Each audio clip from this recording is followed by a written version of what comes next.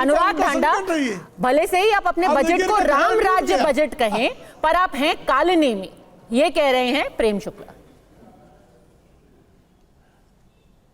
देखिए, आपने इतने सारे बयान अभी भारतीय जनता पार्टी के नेताओं के सुनवाए, और सबसे पहले तो एक चीज समझिए कि अब यज्ञ के बीच में कौन डिस्टर्ब करता था? राक्षस डिस्टर्ब करते थे। अभी मैं कुछ बातें बोलूंगा, अगर बीच में कोई डिस्टर्ब करे तो समझ जाइएगा कि फिर कौन डिस्टर्ब कर रहा है। इन्होंने क्या कहा? इन्होंने कहा, इनके सारे नेताओं ने कहा कि रावण को ऐसा क्यों कह दिया, रावण को ऐसा क्यों कह दिया। वो देखो, बोले यज्ञ डिस्टर्ब करने के लिए आए, राक्षस को आदर्श मानने वाले लोग। बोला पहले आप ही बोला, दैत्य ही पहले डिस्टर्ब करने, यज्ञ को डिस्टर्ब करने, किसी के आयोजन के बीच में विघ्न कौन डालता है? राक्षस डालते हैं।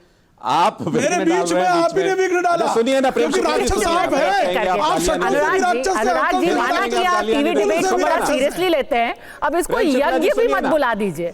मतलब है ये डिबेट ही, इसको आपने यज्ञ बना दिया। चलिए बात पूरी। कोई भी आयोजन देखिए, अरे एक तो आपकी डिबेट, आपके आयोजन को यज्ञ कह रहा हूं, अच्छी चीज कह रहा हूं, उसको उस पे आप आपत्ति कर रही हैं। नहीं, मैं तो कह रहा हूं ये अच्छी चर्चा हो रही है, इसको चर्चा के तरीके से सुनिए। प्रेम शुक्ला जी,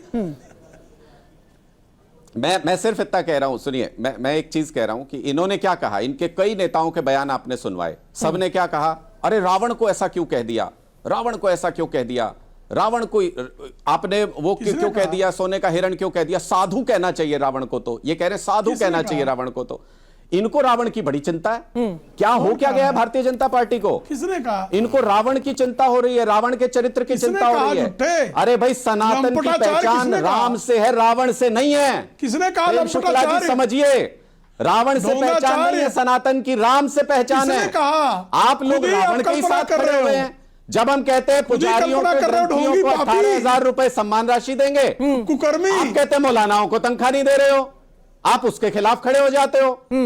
अब आप गालियां देने लगेंगे, फिर कहेंगे गाली कौन देता है बीजेपी में। इसी के लिए तो कह रहे थे, आप ही गालियां देते हो सबसे ज्यादा। देखिए, दरअसल बात क्या है? दरअसल बात यह है कि ये रावण के आदर्शों को मानने वाली पार्टी भारतीय जनता पार्टी है। रावण ने क्या किया था? भेष बदल के मां सीता का हरण किया था।